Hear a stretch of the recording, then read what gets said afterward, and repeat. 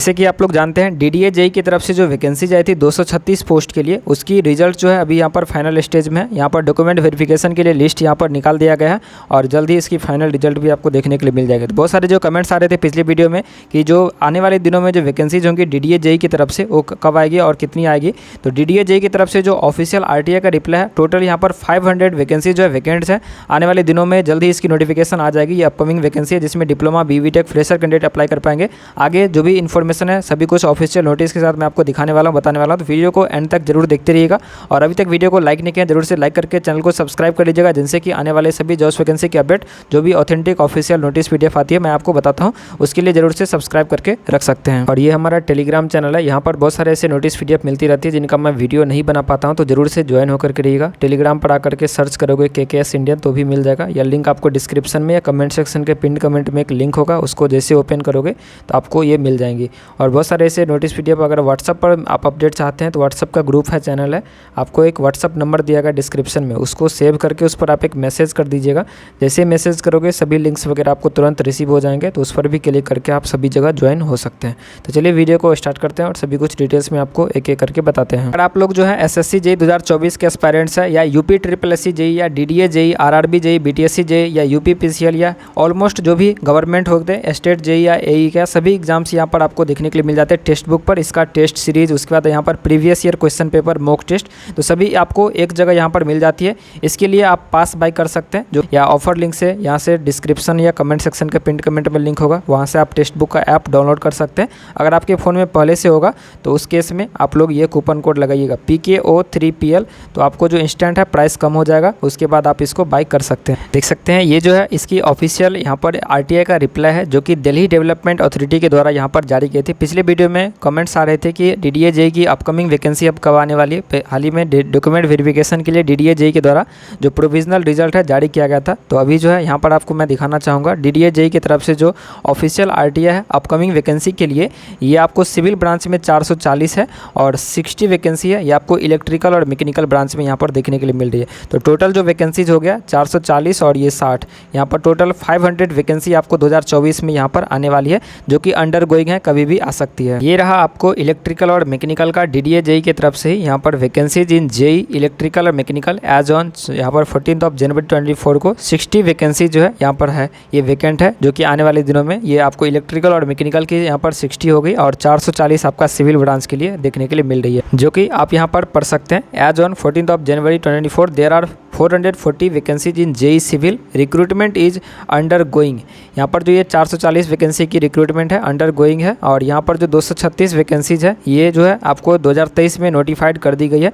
और इस पर जो है एडवर्टाइजमेंट भी आ गई, एग्जाम्स भी हो गई, प्रोविजनल रिजल्ट भी जारी हो गया डॉक्यूमेंट वेरिफिकेशन का। पिछले दिनों मैंने वीडियो बनाया था, और अभी जो है लिस्ट जो भी कैंडिडेट इसमें अपियर हुए थे एग्जाम्स में और लिस्ट में नाम है वो लोग अभी यहाँ पर DV कराएंगे। उसके बाद फाइनल रिजल्ट जारी होगा 2023 की। उससे पहले या उसके बाद भी आपको 2024 की जो 440 वैकेंसी और 60 यहाँ पर टोटल 500 वैकेंसी की जो नोटिफिकेशन है वो रिलीज़ कर दी जाएगी, और इस पर जल्द से जल्द आपको नोटिफिकेशन देखने के लिए मिल सकती है। या तो हो सकता है ये जो 2023 की 236 वैकेंसी की रिक्रूटमेंट है ये अभी चल रही है, इसको कंप्लीट होने के बाद ये 440 या 500 वैकेंसीज आएगी, या पहले भी आ सकती है। तो कोई भी अगर अपडेट आती है तो मैं आपको जरूर से बताऊँगा। अगर आप इसके एस्पायरेंट्स हैं, आगे मैं आपको इससे रिलेटेड जो भी इसकी क्या एलिजिबिलिटी क्राइटेरिया होती है, क्या एज लिमिट होती है, क्या इसमें रिलैक्सेशन मिलती है, कब इसकी यहाँ पर एग्जाम्स वगैरह होती है, क्या इसकी स्कीम ऑफ एग्जामिनेशन होते हैं, कितने नंबर के क्वेश्चंस पूछे जाते हैं, कहाँ पर एग्जाम्स होता है, सभी कुछ मैं आपको इसी वीडियो में आगे बता रहा हूँ। तो उसके लिए वीडियो को जरूर से एंड तक देखते रहिएगा, और अभी तक वीडियो को लाइक नहीं किया जरूर से लाइक करके चैनल को सब्सक्राइब कर लीजिएगा, जिनसे कि आने वाले भी सभी अपडेट आपको मिलती रहेंगी। और जूनियर इंजीनियर सिविल का जो है आपको 6 नंबर में था, लेवल 6 की सैलरी, 18 से 27 एज होता है। इसमें अप्लाई करने का मैं ओवरव्यू आपको दे देता हूँ। और ये diploma in civil engineering qualification मांगा गया था, और 236 पोस्ट था। जो भी अभी RTI में जिक्र किया गया यही एडवर्टाइजमेंट था, जिसमें जूनियर इंजीनियर सिविल का 236 पोस्ट के लिए ये एडवर्टीजमेंट यहाँ पर आउट की गई थी। तो इसके बारे में आपको ओवरव्यू दे देता हूँ। अगर आप इसमें आने वाले जो वैकेंसीज होंगी उसके लिए क्या एलिजिबिलिटी क्राइटेरिया, क्या क्वालिफिकेशन रहने वाली है, तो आप यहाँ से देख पाओगे। तो इसमें जो है लेवल ये 6 की सैलरी होती है, इसमें आपको 9300 से लेकर के 34,400 पे बैंड होता है, ग्रेड पे 4200 होता है। सेंट्रल गवर्नमेंट के अंदर में जो भी जेई के पोस्ट होती है उसमें लेवल 6 की 35,400 से लेकर के 1,12,400 उसका बेसिक पे होता है। तो जो इसमें TADHRA मिलती है, अच्छी खासी आपको इसमें सैलरी मिलती है क्योंकि ये दिल्ली का जॉब है। तो दिल्ली में आपको वहाँ पर जो HRA और सभी वगैरह अच्छी मिलती है। तो इसकी जो स्टार्टिंग सैलरी होती है 55-60 हज़ार के बीच में आपको स्टार्टिंग सैलरी आपको देखने के लिए मिलती है। डिप्लोमा सिविल वाले यहाँ पर बिल्कुल एलिजिबल होते हैं अप्लाई करने की। वैकेंसी आएगी उससे पहले जो भी जरूरी है वो सब चीज़ आप लोग रख लीजिएगा। जैसे कि अगर कोई OBC कैटेगरी से बिलोंग करेंगे तो उनका जो NCL सर्टिफिकेट होता है सेंट्रल गवर्नमेंट वाला, उस फॉर्मेट में आप लोग बना करके रख लीजिएगा। फाइनेंशियल ईयर 2022-23 या 21-22 या 2020-21 का होना चाहिए। डेट ऑफ इशू जो है यहाँ पर दिया गया, date of issue of OBC non creamy layer certificate must be issue between 1/4/2023 से लेकर के 2/7/2023 के बीच में यहाँ पर रहना चाहिए। तो ये जो है पिछली एडवर्टाइजमेंट का था, तो यहाँ पर 1/4 से लेकर के 2/7 के बीच में यहाँ पर दिया गया था। तो जब भी एडवर्टाइजमेंट आएगी उससे 2-3 मंथ पहले का होना चाहिए। तो आप लोग नया जो भी OBC है बना करके रख लीजिएगा अभी से ही, जब भी एडवर्टाइजमेंट इसकी आएगी तो आपके लिए लेटेस्ट होगा, क्योंकि इसके कारण से भी बहुत सारा रिजेक्शन होता है। तो अभी जो है फाइनेंशियल ईयर आपको 2022-23 वाला ही चल रहा है, 1 अप्रैल से लेकर के 31 मार्च तक होती है। तो अभी जो 31 मार्च आएगी तो ये 2023 का फाइनेंशियल ईयर खत्म हो जाएगा। उसके बाद फिर 2024 का फाइनेंशियल ईयर चालू होगा 1 अप्रैल से। तो आप लोग बना करके रख लीजिएगा, अभी भी बना सकते हैं, या 1 अप्रैल आएगा तो उस टाइम जरूर से बना करके रख लीजिएगा। तो आपका लेटेस्ट फाइनेंशियल ईयर का आपका हो जाएगा। उसी तरीके से EWS सर्टिफिकेट का भी यहाँ पर आप देख सकते हैं, इसमें भी दिया गया 23-24 फाइनेंशियल ईयर और 22-23 फाइनेंशियल ईयर का। तो यहाँ पर जो है आपको इसमें भी डेट ऑफ इशू यहाँ पर दिया गया था। तो आप लोग जो भी है बना करके रख लीजिएगा, ताकि जब भी एडवर्टीजमेंट आए तो उस टाइम आपको देने के लिए अच्छा रहेगा। अभी से ही शुरू से ही बना करके रखोगे तो बेनिफिट होता है। इसमें जो है ऑल इंडिया से कहीं से भी अगर आप बिलोंग करते हैं तो बिल्कुल अप्लाई कर पाएंगे। इसकी जो एलिजिबिलिटी कंडीशन में नेशनलिटी या सिटीजनशिप है, ऑल इंडियन सिटीजन्स यहाँ पर एलिजिबल होते हैं, अप्लाई कर सकते हैं, कोई भी रिस्ट्रिक्शंस यहाँ पर नहीं होता है। एज में रिलैक्सेशन आपको मिल जाती है। SC/ST कैटेगरी के लिए 5 ईयर का, OBC कैटेगरी के लिए 3 ईयर का, PWD के लिए 10 ईयर का। अगर आप यहाँ पर PWD में आते हैं और SC/ST कैटेगरी से होते हैं तो 15 ईयर का, PWD में आते हैं और OBC से आते हैं तो 13 ईयर का। ये एज में रिलैक्सेशन आपको मिल जाती है।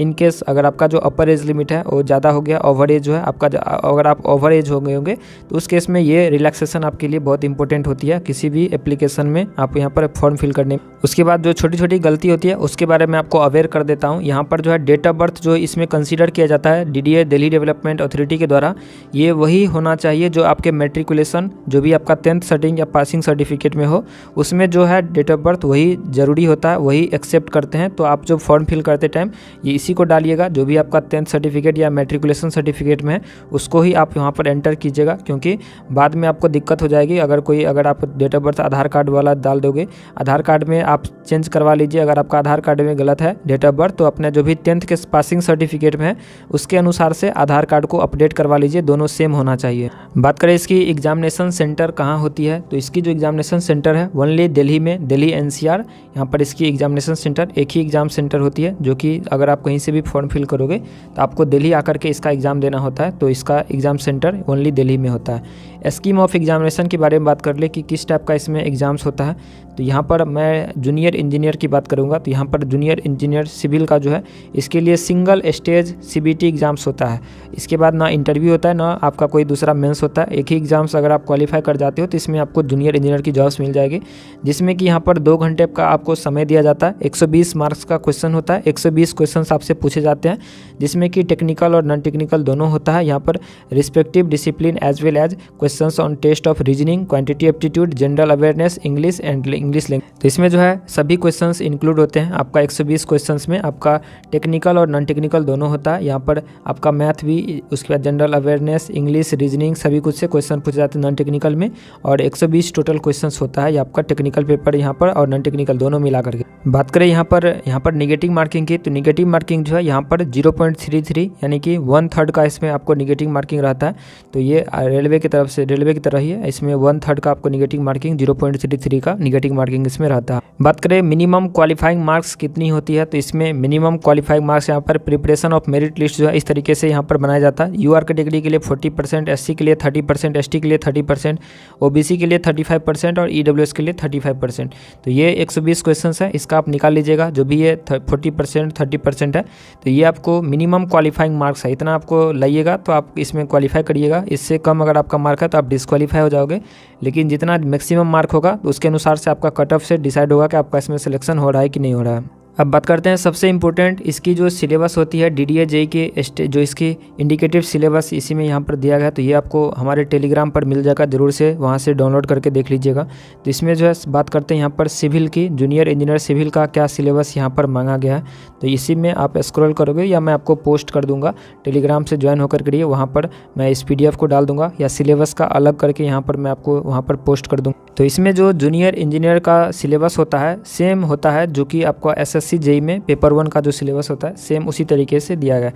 तो यहाँ पर सिविल इंजीनियरिंग में बिल्डिंग मटेरियल से क्वेश्चंस पूछे जाते हैं, एस्टिमेटिंग कॉस्टिंग एंड वैल्यूएशन से क्वेश्चन पूछे जाते हैं, सर्वेइंग से क्वेश्चन पूछे जाते हैं, उसके बाद सॉइल मैकेनिक्स, उसके बाद hydraulics, irrigation engineering, transportation engineering, environmental engineering, structural engineering, concrete technology, RCC design, steel design.